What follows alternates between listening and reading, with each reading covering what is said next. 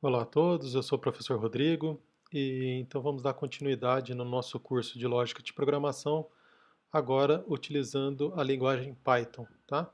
Essa trilha 2, ela é uma trilha de 30 horas, então vamos ver aqui quais são os objetivos dessa trilha, né? O que nós iremos estudar.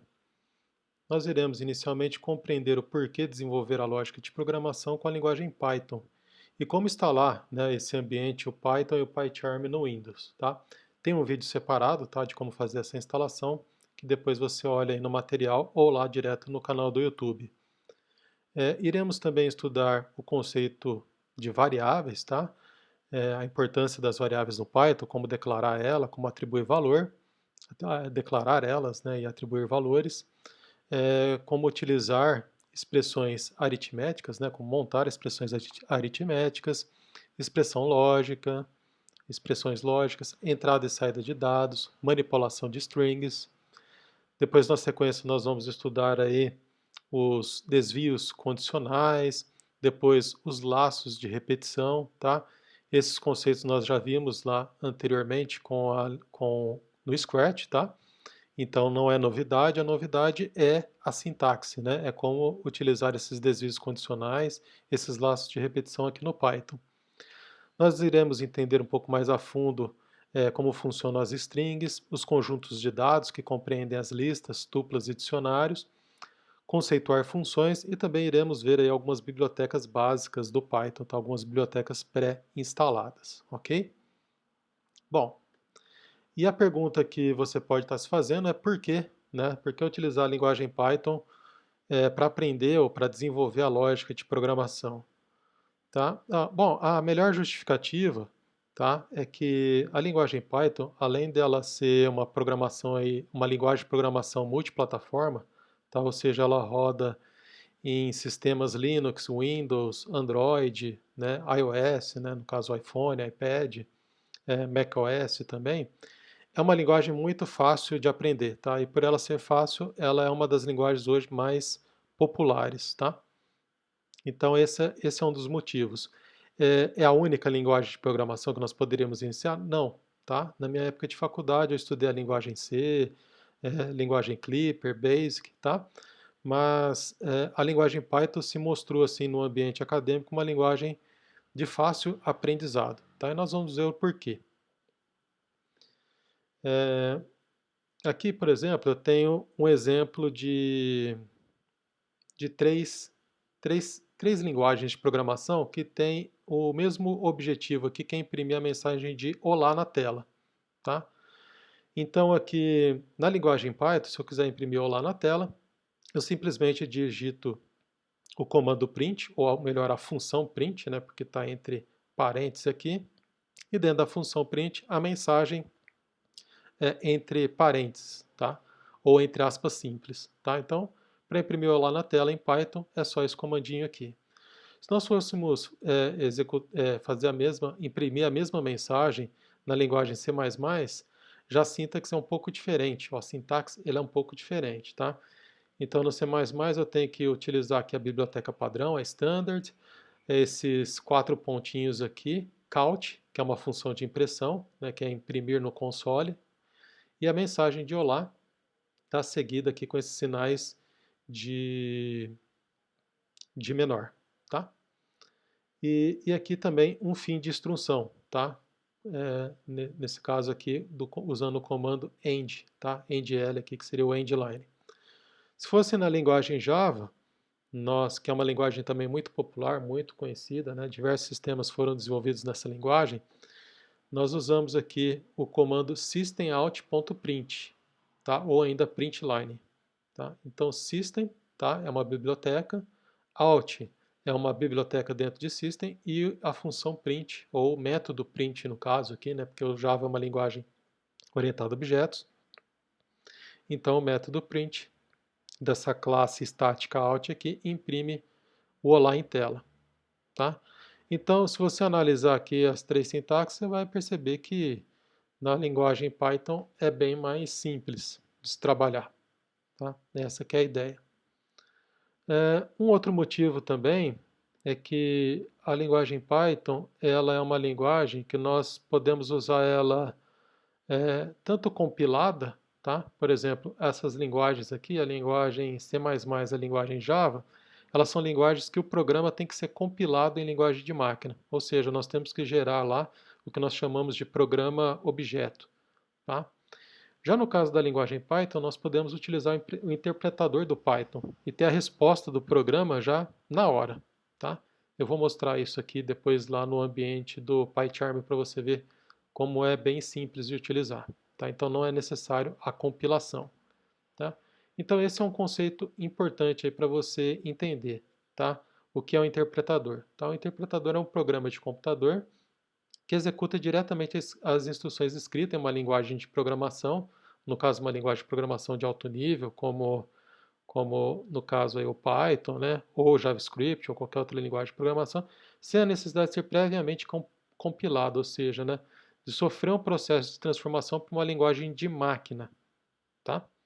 Então, então essa é uma vantagem aqui de nós utilizarmos a linguagem Python, né? Nós podemos utilizar o interpretador do Python e escrever programas sem ter a necessidade de compilá-lo. Bom, eu já mostrei como fazer a instalação, né, do Python e do PyCharm, tá, em outro vídeo, então nós vamos dar sequência aqui no material. Tá? É, bom, entre os conceitos básicos que nós vamos estudar, a primeira coisa é como imprimir então essa mensagem aqui de Olá Mundo ou Hello World na tela. Tá?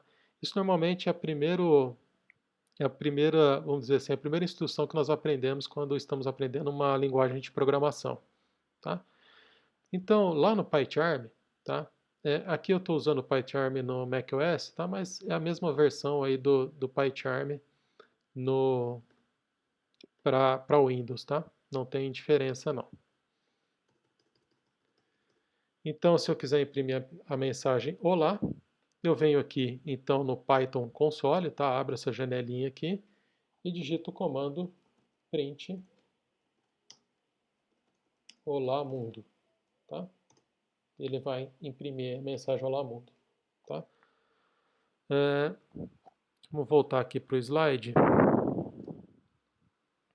Então, nós utilizamos então a função print para escrever essa mensagem em tela, tá? Então, abra aí o PyCharm e faça esse teste, veja se tudo está funcionando.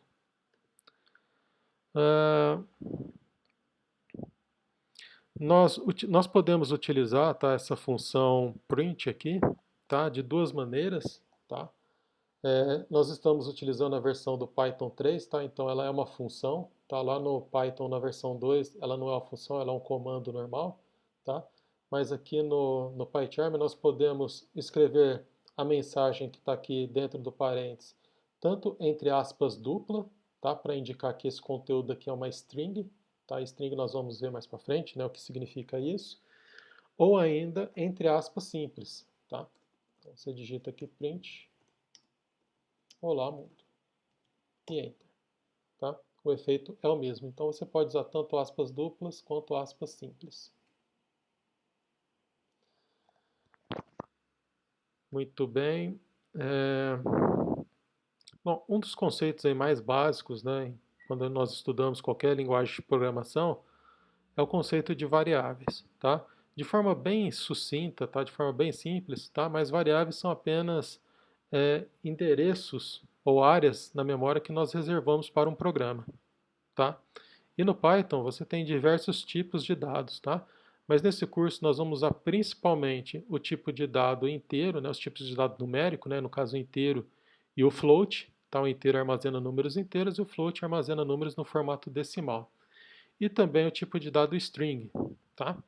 Existem vários outros tipos de dado, como os booleanos, tá? Também tem o tipo de dado complex, tem vários tipos de dados, né? Tem objetos também, como listas, tá?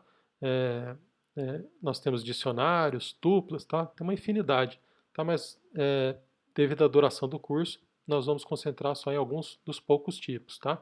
Porque o objetivo do curso é que você tenha uma introdução aí à linguagem de programação Python e desenvolver mais a sua lógica de programação. Bom, então como que nós utilizamos uma variável no Python, tá? Então, basicamente, quando você utiliza já uma variável, por exemplo, aqui no caso, né, a variável a.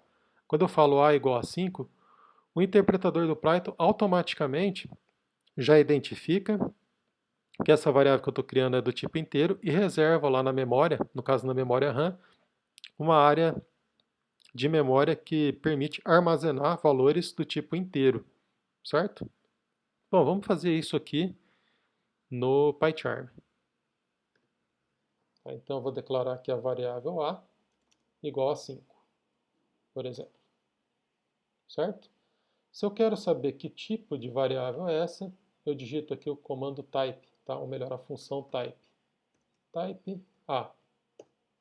E ele mostra aqui que essa variável a é do tipo inteira. Tá? Então o interpretador do Python ele já inferiu que essa variável é do tipo inteira. Tá? Se eu tivesse declarado que a é igual a 5.5 e usasse o mesmo comando aqui, type a, ele já vai inferir que essa variável aqui é do tipo float, né? Ou seja, no formato decimal, que ocupa uma área de memória maior ainda do que o do tipo inteiro. Tá? Ou ainda, se eu utilizasse aqui a igual a teste, tá? Entre aspas, tá? Se eu digitar aqui type a, ele vai falar que essa variável ela é do tipo string.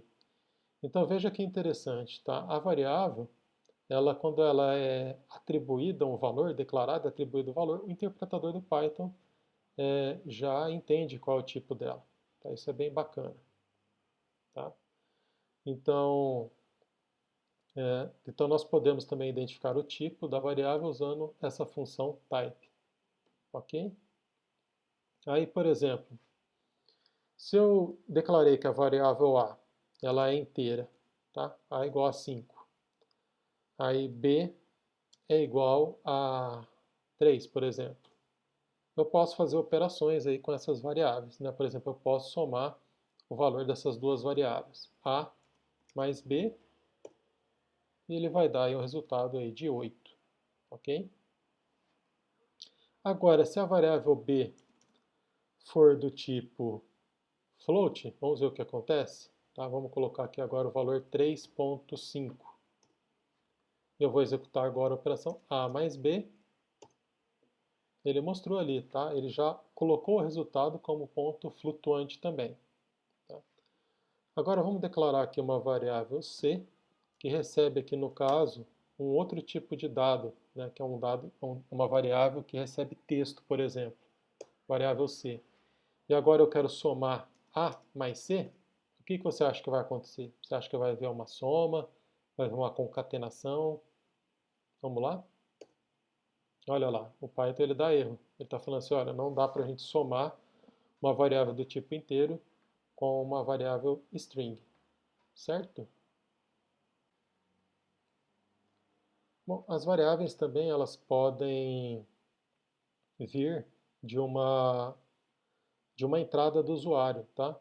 E para isso nós utilizamos essa função aqui, ó, a função input, tá? Essa função input ela recebe uma entrada do usuário.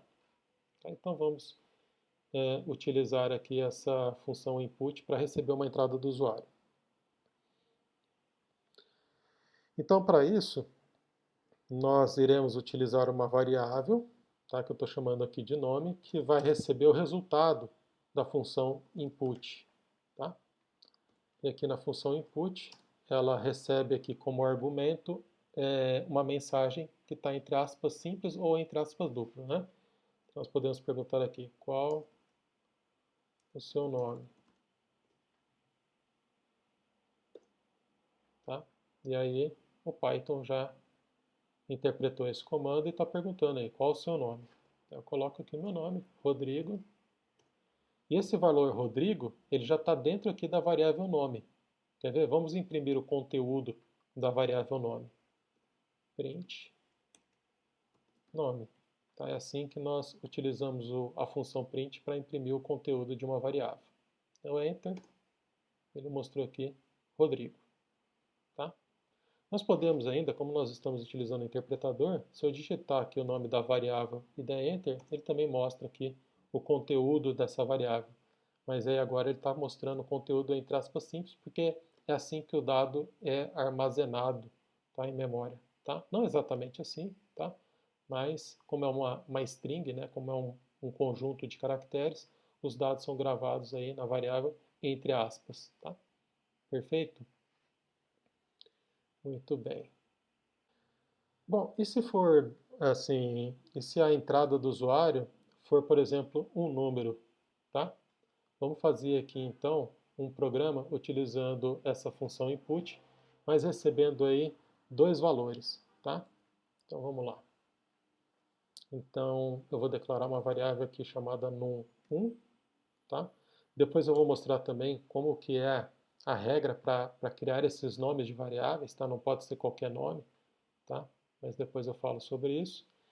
Então, como nós queremos receber uma entrada do usuário, nós usamos a função input e pede para ele insira,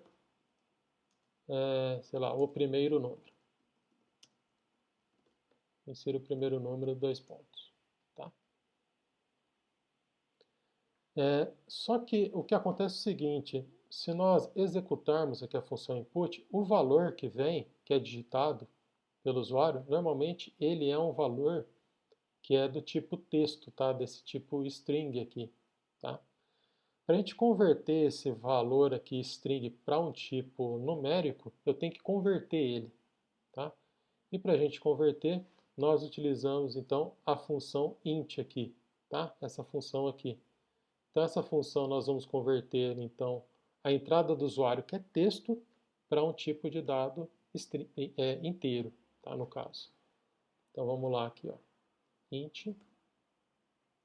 Vamos fazer diferente, tá? Não vamos converter nesse momento, tá? Vou mostrar o que vai acontecer se nós não convertemos essa entrada do usuário, a entrada do usuário, que vai ser um número, sem converter ele para inteiro, tá? Então, entra aí o primeiro número. Vou entrar aqui com o primeiro número, 4. Agora eu vou pegar mais uma outra variável, num2, e vou dizer aqui, essa variável num2 vai receber o segundo número. Num2, insira o segundo número. Certo? Sei lá, vou colocar aqui 8. Muito bem. Então, se eu agora quiser imprimir a soma desses dois números, print num1 mais num2, o que ele vai mostrar? Nossa, ele não fez a soma, né? Ele mostrou esse número aqui, 48, tá? Mas na verdade não é que ele mostrou um número 48, é que ele juntou o caractere 4 com o caractere 8, tá? Então o que ele fez aqui foi uma concatenação de strings, ou seja, ele juntou dois valores caractere, dois valores texto, e combinou eles, tá? Não fez a soma do número. Então, para que seja possível fazer a soma, né, dessas variáveis, eu tenho que fazer a conversão, então, do valor que vem aqui da função input para um número, tá? No caso, um número inteiro. Tá? Então, vamos repetir essa operação, agora usando a função int, que é para converter a entrada aqui do usuário para inteiro. Tá? E vamos ver que diferença que vai ter agora. Int, vou usar os mesmos valores lá, 4. Agora vou usar aqui, insira o segundo número, quem vai receber é a variável num2, tá? E agora eu vou informar 8, tá? Então agora, como são dois números que serão somados, o valor total deve ser o número 12, tá? Então vamos lá. Variável num1 mais num2. Tá lá, imprimiu 12, tá? Então, viu a diferença, né? Qual é a diferença de uma variável que é do tipo string, né, que guarda caracteres, com uma variável que é numérica, tá? Então essa é uma primeira diferença que você tem que ver, tá?